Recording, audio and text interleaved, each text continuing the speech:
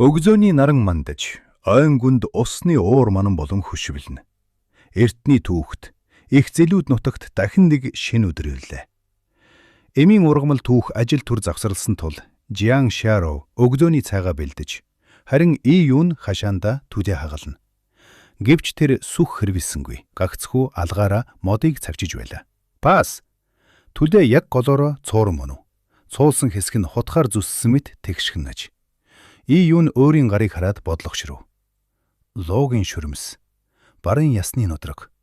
Эдгээрийг төгс эзэмшсэн дайчин ганцхан минутын дотор бүдүүн модыг савх мэт жигтгэн хэрчиж чаддаг гэсэн.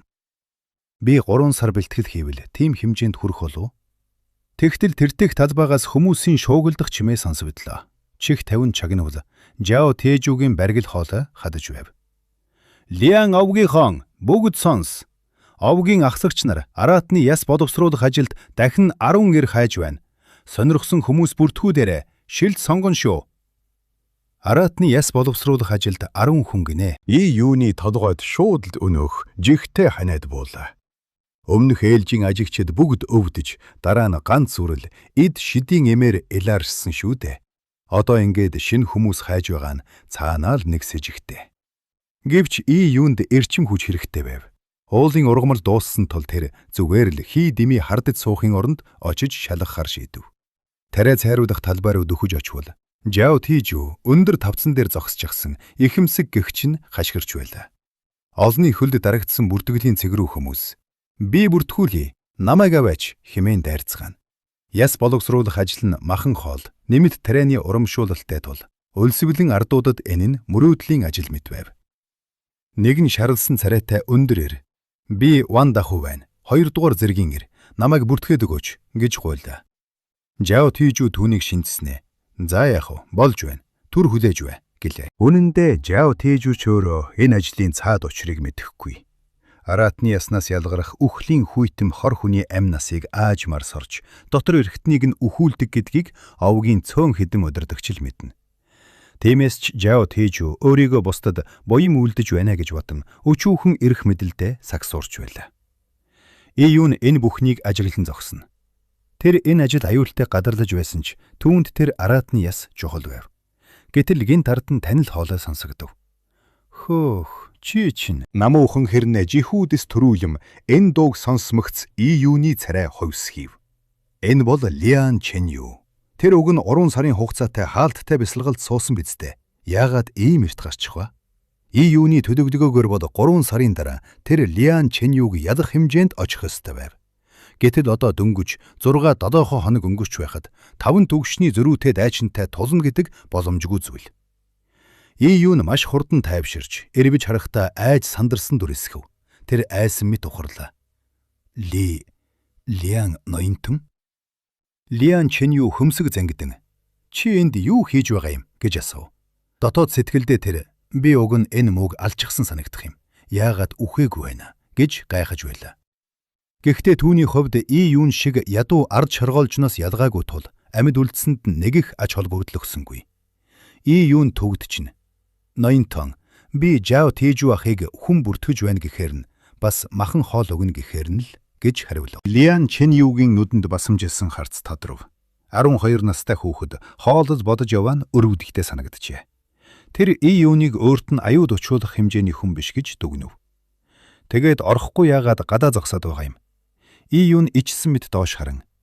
Тэр Жао Тэжүү ах дор хаяж 2 дугаар зэргийн эрчүүдийг авна гэд би болохгүй байх гэлээ.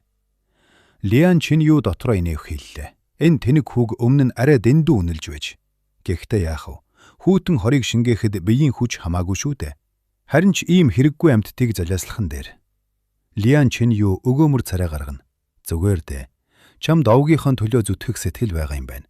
Би чамд онцгой ярих олгоё. Ороод бүртгүүлчих гэлээ. Тэгэхээр би араатны яс боловсруулах ажилд явж болно гэсэн үг үү? Юун баяртай нь аргагүй ингэж асуулаа. Ян Чэнью тоомжиргүйхэн толгой дахив. Өөхөх гэж байж ингэтлээ баярлаад байхтаа яах вэ дээ? Хүн ингэж дор орох гэж байх уу? Үнэхээр өрөвдөлтэй амт юм.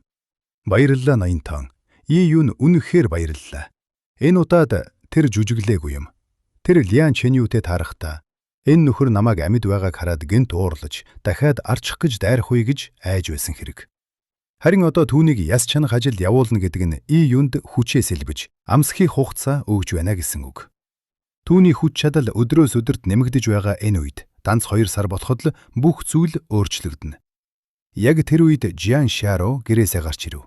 Хоолоо хийчгээд дүүгээ дуудах гэтэл юун байхгүй. Дада Лиан Чэньютэй зогсож байх нь тэр.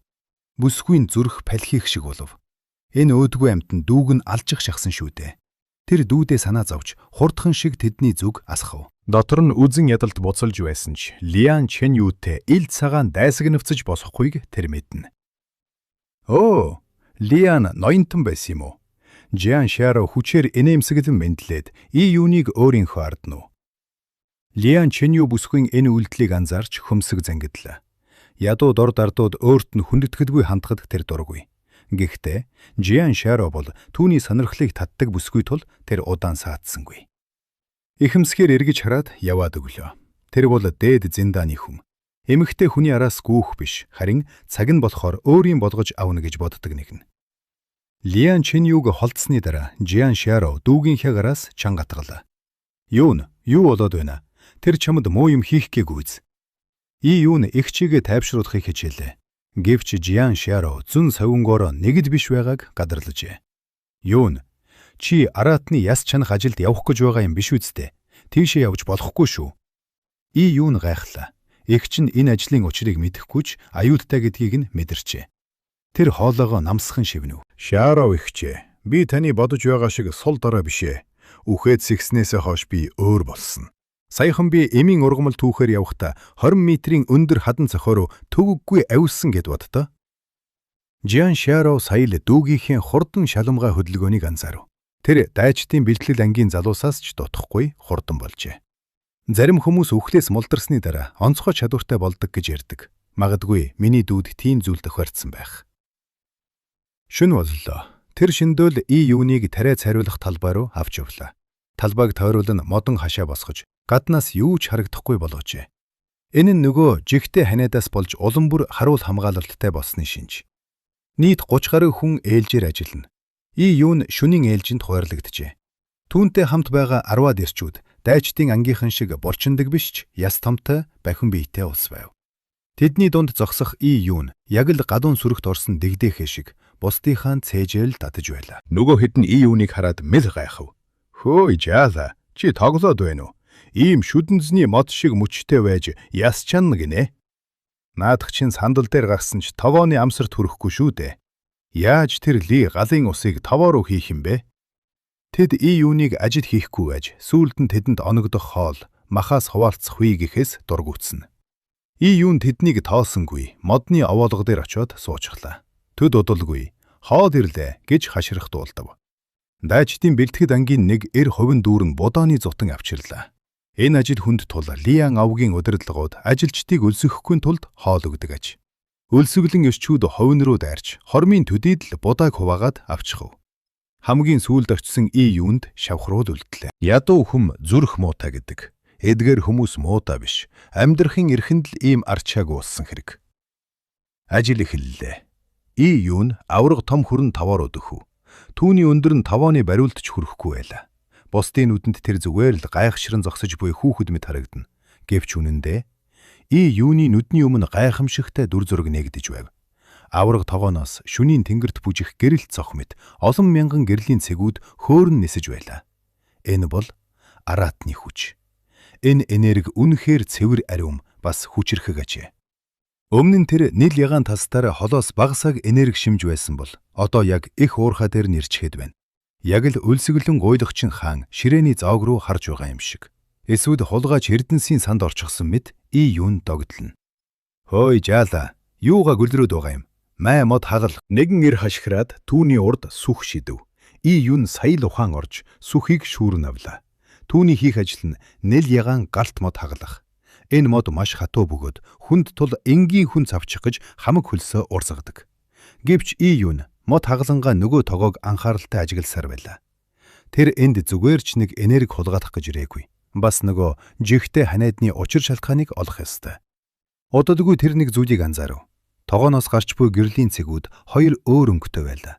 Ихэнх нь нэл ягаан өнгөтэй, дулаахан энерги ялгаруулж, юуныг хүсгэд л түүн рүү урсан ирж байв.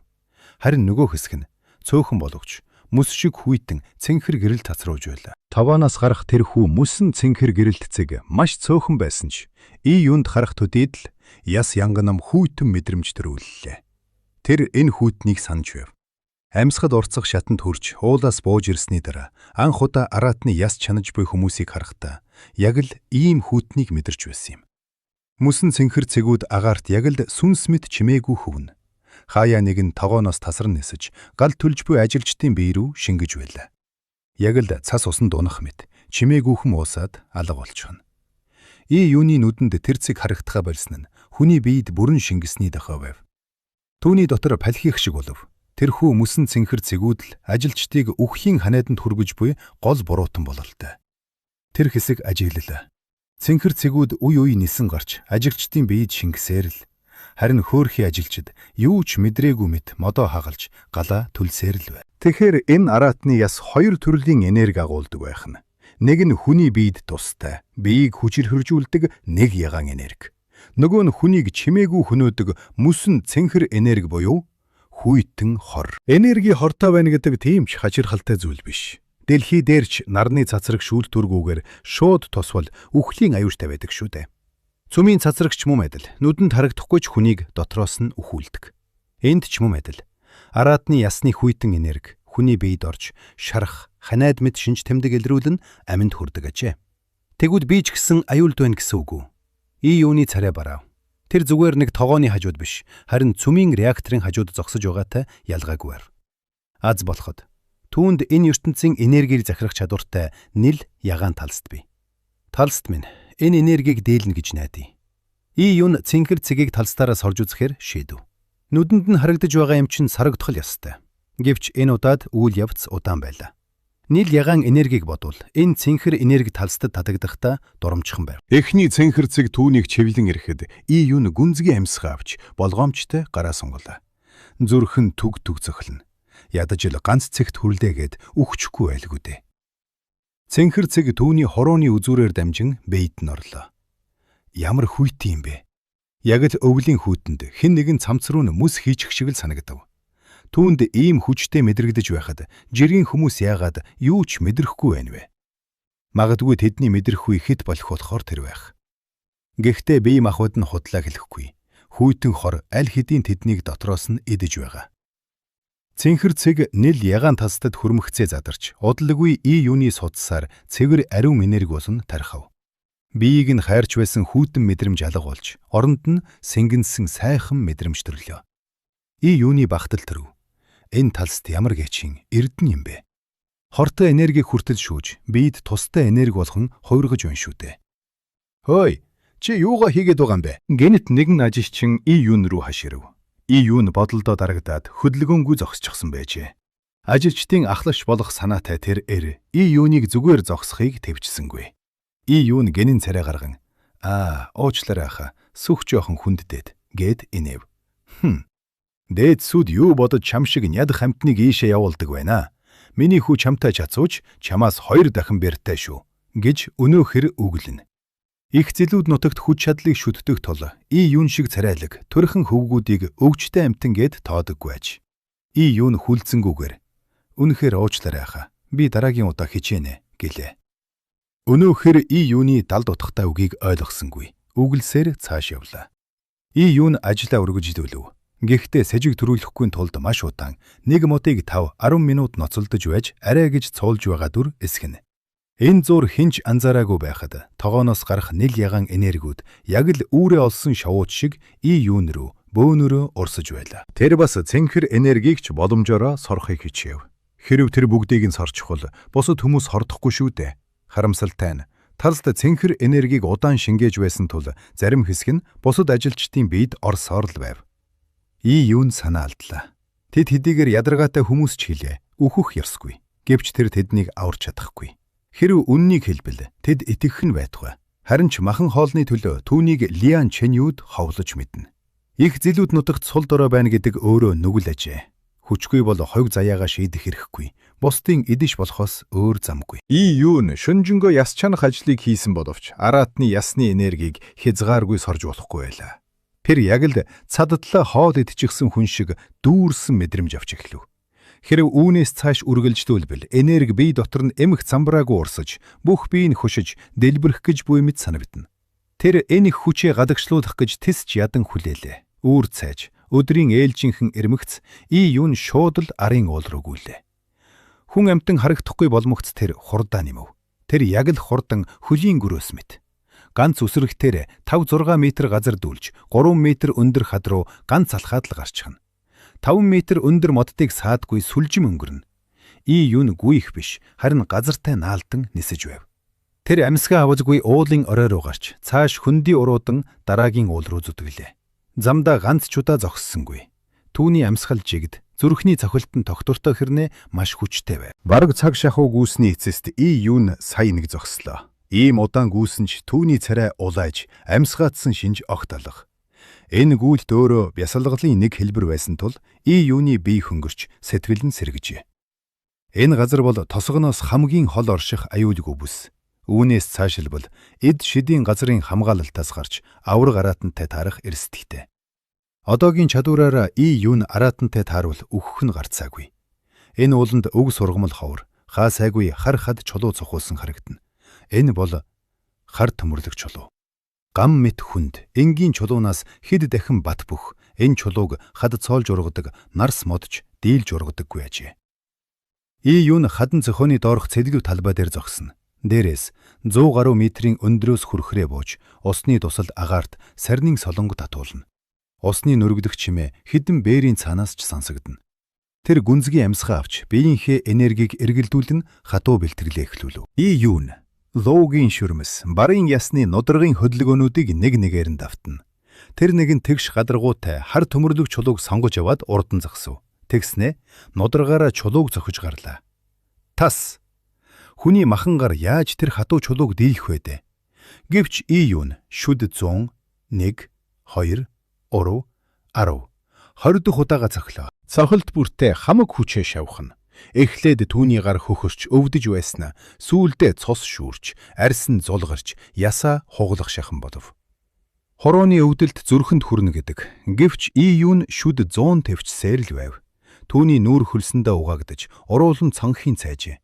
Гарынх нь арьс зулгарч, цагаан ясанд цохой хүйдэл тэр саяын л зогслоо. Дараа нь тэр хөлөөрөө өшөглөж эхлэв. Хөл нь хөхөрч, зогсож чадхааргүй болтлоо өшөглсөн хойноо мөрөөрөө нуруугаараа мөргөж эхлэв.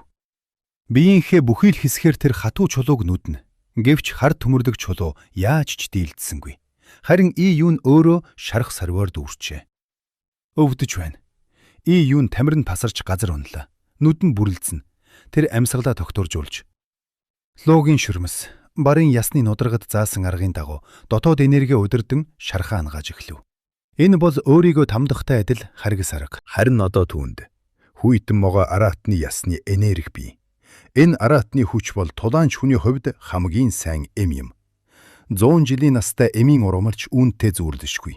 Энэ арга бол луугийн шүрмэс, барын ясны нудрагын барын саруугаар чулуу бутлах гэдэг техник. Яс шүрмсөө чулуугаар давтаж бэхжүүлэх энэ үйл явц маш их өвдөлттэй тул асар их төвчээр шаарддаг. Эс бөгөөс тахир дутуу болох эрсдэлтэй. Дайчдын бэлтгэд ангийнх нь үүнийг хийж зөрхөлдөггүй. Зөвхөн том авгийн араатны мах иддэг баячуудын хүүхдүүд л ийм бэлтгэрлийг дааж гардаг аж. Араатны хүч түүний биеэр тархаж, шарх нь загтнаж эхлэв. Энэ бол эдгэлж байгаагийн шинж. Нил ягаан тацтар цэвэршүүлсэн энерги түүний шархыг нүдэн дээр нь аниулж байлаа. Энэ бэлтгэл яг л төмөр давтахтай адил. Ган төмрийг давтаж нугалж, дахин давтсаар байж сайн илд хийдэг шиг. И юун бие ган төмөр, хатуу чулууг дүш болгон өөрийгөө давтаж байна. Урван цаг амарсны дараа түүний шарх тавшиж, хөдөлгөөнд саад болохооргүй болжээ. И юун шархаа даавуугаар боогод шууд л хүрхрээ рүү үсэрмөрлөө. Шууган. Ус түүний биеийг мянган жингийн алхаар цохих мэт хүчтэй буун. Хүрхрээний доор гүнзгий цөөрөн бий. Олон жилийн турш усны хүчинд эдэгдсэн энэ цөөрөм хичнээн гүн болохыг хэнч мэдэхгүй. Дээрээс нь харахад ногоон хаш чулуу мэт харагдана. Энэ удаад и юун далайд бүжиглөө гэх техникийг сургуулах гэж байна. Уг нь энэ техникийг далайд хийх ёстой ч энд далай байхгүй тул хөрхрөөний цөөрмийг ашиглахаас өөр аргагүй. Энэ техник бол дотор эрэгтнийг бэхжүүлэх арга юм. Тулаанч хүн булчин шүрмсөө хөгжүүлэх амархан ч дотор эрэгтнээ хөгжүүлэх хэцүү. Харин луугийн шүрмс, барын ясны нудрах үүнийг шийдэж өгчээ. Уулнаас буух догшин бараар шүрмсөө сунгаж, барын саруугаар чулуу бутлахаар ясаа бэхжүүлнэ. Харин дотор эрэгтний хувьд далайд бүжих лууг ашиглана. Энэ аргын дагуу далайн гүн рүү шумбаж, усны асар их даралтаар дотор эрэгтнээ шахаж бэхжүүлдэг ажээ. 100 метрийн гүнд усны даралт хүний чихний хингэрэг дотор эрэгтнийг задлах шахдаг. Энэ даралтыг тогтмод мэдэрснээр дотор эрэгтэн гам мэд хатуу голдог байна. Юун гүнзгий амьсгаа авч том чулуу тэврээд цөөрмийн гүн рүү шомбон орлоо. Хөрхрөөний доорх ногоон хаш чулуу шиг харагдах гүн цөөрм. Юун өмнө нь шомбож үзээд ёроолд нь хүрч чадаагүй юм. Энэ удаад тэр 10-ад метр доош шомбтол чихний хингэрэг нь өвдөж эхэллээ. Усны даралт хамгийн түрүүнд чихэнд мэдрэгддэг. Бүр дайчдад ч ялгаагүй. Юун амаа хамхиж дотроосоо хий үлэн чихнийхээ даралтыг тэнцвэржүүлв. Ингэснээр өвдөлт намжлаа. Цааш хэрэгүн шомбоснаа тэр мэдсэнгүй. Усны гүнд гэрэл тусах нь бүдэг болж, дээш харахад л нарны туяа бүдэгхэн сүүмэлцэн. Аюул тохиолдвол зүхтахад амар байх үүднээс тэр хадтай ханаа даган доошллоо. Марзгар хаднууд доошлох тусам улмад харлаж, яг л ёроолгүй ангад руу орж буй мэд айдас төрүүлнэ. Азар Юун амьсгад угцах шатанд хүрсэн тул 15 минут амьсгалахгүй байж чадна. Гэвч даралт улам нэмэгдсээр цээж нь хавчхар болж, уушгин шахагдан, хавирг нь шаржигнэн дуугарч эхэллээ. Яг л авраг баавгай цээжин дээр нь гიშгчихсэн мэт. Хэрв тэр өмнө нь ясаа бэхжүүлээгүй байсан бол хавирг нь аль хэдийн хугарах байв. Хэвлийн хонхоож асар их дарагт түүний дотор эрэгтнийг шахаж эхэллээ. Аажмаар тэр хязгаартаа тулж байгаагаа мэдрэв. Усан доор нам гүм, зүрхний цохилт, цусны урсгал нь чихэнд тодхон сонсогдно. Түг, түг, түг. Энэ харанхуй, чимээгүй, хүнд дарагттай орчинд Юун ганцхан зүйлийг л тод мэдэрч байв. Түүний цээжинд байх нийл ягаан талст. Талст сэрүүхэн энерги ялгаруулж, цусаар нь дамжин бүх биед нь тархаж байлаа. Энэ энерги түүний амьдралыг тэтрэж, ухаан алдахаас сэргийлнэ. Яг л дэлхийд байхдаа уурхайн нурангад дарагдсан үе шиг. Харанхуй, чимээгүй, үххийн ирмэг, бас нийл ягаан талст. Усны даралтанд гэмтэж буй дотор эрэгтнийг нь талст маш хурдан нөхөн сэргээж байлаа. Хэдий удаан байсныг бүүмэд амьсгал нь дуусах үед тэр дээшээ зүтгэв. Гүнээс дээшлэхэд дахин их хэмжээний хүч зарцуулдаг. Энэ нь түүний зүрх уушхинд жинхэнэ шалгуурууллаа. Зөвхөн төвчээр бас талстын өгөх эрч хүчээр тэр метрээр дээшилсээр. Пал Юун усны мандал дээр гарч ирлээ. Тэр шун устайгаар агаар сорлоо. Царайн цонх хийж нүд нь бүрэлдсэн. 20 гаруй минут 100 метрийн гүнд ямар ч тусгай хэрэгсэлгүйгээр шумбжээ. Анхны оролдлогоор далайд бүжих лууг ийм түвшинд хийнэ гэж тэр сансангүй. Амьсгаагаа дарсны дараа түүний биед өөрчлөлт гарсныг мэдэрлээ. Өмнө нь мэдрэгдэж байсан дүүрсэн мэдрэмж алга болж, харин ч 3-4 хоног хоол идээгүй мэт өлсөх мэдрэмж төрөв. Энэ бол луугийн шүрмс, барын ясны нудрагын эд шид. Араатны ясны энергитэй хорссноор түүний хүч үсрэнгүй хөгжиж байна. Ах, ямар сайхан юм бэ. Юун өөрийн ирэхгүй уртаар хашгирлаа. Тарняр. Түүний биеийн үе мөчөөс шаржигнсан чимээ гарлаа. Хэдий чанга бишч, яг л хуурсан шош шиг тодхон дуурав. Аянгат дуу. Эн чинь эгэл цусны 3 дугаар шат аянгат дуу байна. Юун хөөрөн баярлав. Эгэл цусны 5 шатыг хинч хичээвэл давж чадна гэдэгч хурдан харилцан адилгүй. Авьяастай хүн хурдан, харин авьяасгүй нь хэдэн жилч болж мэднэ. Юун өөрийгөө авьяасгүй, сул дөрөө нэгэн гэж боддог байсан ч нийл ягаан талстын ачаар хагас сарын дотор л 3 дугаар шатанд хүрчихлээ. Тэгвэл 2 сар хагасын дараа болох тайшин гүрний дайчдын шалгаруулалт гэхэд тэр нийл ягаан цуст дайчин болж чадах болов? Хэрв тэр Лиан овогт нийл ягаан цуст дайчин болчихвол тэр бурхан мэд шүтэгдэж овгийн ховь заяаг шийдэх эрх мэдэлтэй болно. Нар жаргах төгчээ. Юун тосхон руугаа буцав. Тарай цайруулах талбай дээр ажилчдын ээлж салилдаж байлаа. Том толгойтын аав овоолсон мод руу заагаад өглөө. Энэ бүх модыг хагалж дуусгаарай. Өчигдөр шөн чи юу ч хийгээгүй. Энд зүгээр суудаг хүнийг тэжээхгүй шүү. Дуусгахгүй бол өнөөдөр будааны зутан олж долоохгүй шүү. Юун дотроо. Өчигдөр та нар надад зутан үлдээсэн юм уу? Ховинга долоогоо дуусгачихсан биз дээ гэж бодсон ч дуугарсангүй. Тэр буланд суугаад модоо хагалж эхэллээ. Хинч анзаараагүй байхад түүний нүдэн дээрх том тогоо улаан цэнхэр гэрлэр бүрхэгдэж эхлэв. Өмнө нь тэр эмийн ургамлын энергийг сорохдоо Лиан Чиньюд сэжиг ахуудахгүй тулд жаахныг үлдээдэг байсан. Харин одоо бол өөр. Аратны ясны энергийг бүгдийг нь сорчихвол түүний хүч эрс нэмэгдэж Лиан Чиньюгээс айх хэрэггүй болно. Тиймээс тэр дотроо Лиан Чиньюгээс хүлцэлвч. Уучлаарай Лиан, ноёнтон минь. Би хэрвээ нэг ягаан цусны хүрээнд хүрч чадахгүй бол энэ ясыг дуустлан сорхоос өөр аргагүй. Харамсалтай байна. Хэрвээ би аз тараад ясыг дуусгахаас өмнө тэр хүрээнд хүрчихвэл за байз. Тэгсэн ч гэсэн би дуустлан сорно. Цаашаа явах зам урт шүү дээ. Тиймээс та буян үйлдэлээ гэж бодоорой. Би таныг дурсаж явах болно. Ингэж гимшснийхээ дараа тэр ясны энергийг сорж эхэллээ. Өлсвөлэн биеийн энергийг ховдоглон залрилна. Лиан Чинью энэ яснаас багахны хүртээдл нийл ягаан цуст дайчин болохоор төлөвлөж байсан. Харин юу нь бүгдийг нь ямар ч хаягдалгүйгээр хамгийн цэвэр хэлбрээр нь өөртөө шингээж байна. Энэ хурдаар бол юу нь өөрөө ч айхаар хурдан хөгжихэндээ. Юу нь шөндөө аратны ясны энергийг ханатал сорж, өдөртөө дайчдын бэлтгэд ангийн бэлтгэл болон яа юу ани, зоогийн шүрмэс, барын ясны нудрагыг заахыг нууцаар ажиглана. Хэдийгээр дайчдын бэлтгэл анги 20-т бүс биш ч анхааралтай байхгүй болохгүй. Сурсан зүйлээ тэр өрөөнд ууланд гарч давтаж, аратны яснаас авсан энерги биедээ шингээдэг төгс хэмнэлтэй болжээ. Хэдэн өдөр өнгөрөхөд юуны аянгат дуу шат улам бэхжиж, одоо усан дор 25 минут амьсгаагаа төгжиж чаддаг болов. Энэ нь бараг л далайн гахаатай дүүцэх хэмжээ юм. Гэвч тайшин гүрний дайчдын шалгаруулалт болоход сар хүрэхгүй хугацаа үлдээд байтал юунтэй цуг яс чандаг хүмүүс эхнээсээ өвдөж эхэллээ. Юун хэдийгээр цэнхэр өнгийн хортой энергийг чадлаараа сорж байсан ч бүгдийг нь хамж чадсангүй. Үлдэгдэл энерги бусад хүмүүсийн биед шингэж тэднийг жигтэй ханайдаар өвчлүүлжээ. Эхний хүн унсны дараа юунч бас өвдлөө. Гэхдээ мэдээж энэ нь жүжиг байв. Тэр ажилдаа очихгүй хэд хонлоо. Жиан Шарогийн хэлснээр бол тэр бөөлжиж, гүйлгээд, царайн цонхиж, орноосоо ч босож чадахгүй байгааг нь. Жаа Тижүү чихээ охингаа Жиан Шарогийн яриаг сонсоод багтагтайгаар инэв. Хөөх, бөөлжиж гүйдгээд царайн цонхигоод хэвтэрт орсон гинүү.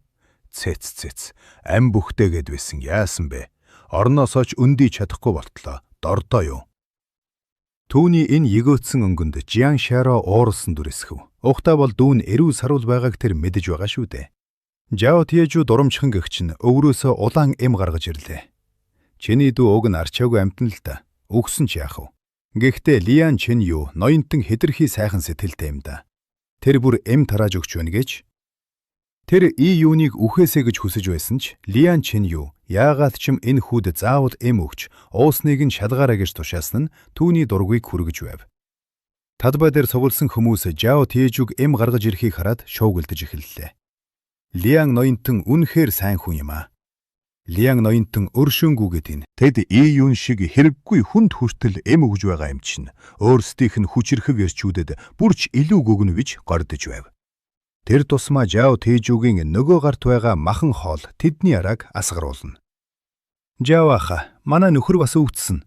Жао аха, манай хүн 3 хоног бөөлжлөө. Бидэнд ч бас өгөөч. Хүмүүс Жао Тижүүг бүчин авлаа.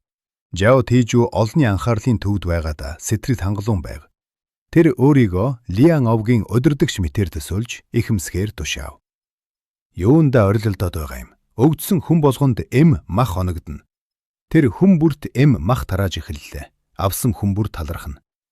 Надад биш, Лиан ноёнтон таврах. Та нар зөвхөн аратны ясаа сайн чанахад л болно. Хамгийн сүүлд 2 хүн жүсэм мах үлдэв. Нэг нь том, нөгөө нь өчүүхэн жижиг. Жао Тижүү том махыг нь өөртөө үлдээхээр эртнээс төлөвлөсөн байв. Харин жижигийг нь "Мэ, энэ чинийх." Тэр Жиан Шаро руу жижиг махыг шидэе. Бүсгүй ууралсан ч дуугарсангүй. Ядаж л дүүн мах идэх нь вэ шүү дээ. Дүү чинь яаж байна гэж Жао Тижүү том маха өөртхөн асуув. Сая хэлсэн шүү дээ. Би өөрөө орж харъя. Би чинь дэндүү сайхан сэтгэлтэй хүн болохоор ард иргэдтэй санаа зовоод байх юм. Тэр ингэж хэлээд юуны өрөөрөө зүгэллээ. Үнэн дээр Лиан Чиньюгийн тушаал биш байсан бол тэр тоож чарахгүй байсан биз. Лиан Чиньюгийн хувьд юун бол Жомноос ялгаагүй. Гэхдээ энэ жом яагаад өөхөхгүй байгаа нь түүний гайхширлыг төрүүлээд байв. Уулан дээрээс унаад үхээгүй. Юан хийгээр цохиулсан ч үхээгүй. Одоо энэ хүйтэн хор болон цус уусгагч эмийн хордлогыг давах эсхийг нь харах гэсэн хэрэг. Пам! Хаалга савгдан нээгдэв. Юу хийж байгаа юм бэ гэж Жиан Шиаро хаширв. Дүүг чинь эргэж байна. Жао Тэжүү эхэмсэг алхасаар орон дээр хөвтөх И юуныг харлаа. Хүүгийн нүүр хөлсөндөө наалдаж, орны хажууд бөөлжис дүүрэн түмпэн харагдана. Өрөөгөр дүүрэн эхүн үнэр ханхийн. Ямар заваа юм бэ? Жао Тэжүү хамраа чимхэн. Ямар азтай нохон гүлэг вэ чи? Лиан ноёнтонд баярлаж яваарай. Май, наад цус уусгагч эмээ хурдан ид гэд эмийг шидлээ. И юун эмийг авлаа. Тэр даруйд эмийн бүтцийг мэдрэв. Энэ эмэнд ямар ч ашигтай энерги алга, харин ч дүүрэн хор байлаа. Сайн эм гэдэг хүний биеийг энергиэр тэтгэж эдгээдэг бол энэ цус уусгагч эм шиг чанаргүй эм нь хүний дотоод нөөц бололцоог хүчээр шавхаж, төр зуур сэргээдэгч насыг нь богиносгодог аж. Ийм хортой эмийг И юун мэдээж уухгүй. Тэр эмийг амандаа хийгээд ус балгах дажимдаа буцаагаад аяг руу нулимчихлаа. Тэгээд хоосон усаа залгиж байгаа дүр үзүүлв.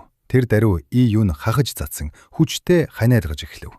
Жиан Шиаро сандран даавуу авч ирэн амийг нь арчих зур И юун аяганд байсан эмийг даавуу руу нууцхан шургуулчихлаа. 12 настай хүүхэд ийм нарийн жүжиглэнэ гэж хэн санах вэ? За, аазтай золиг минь.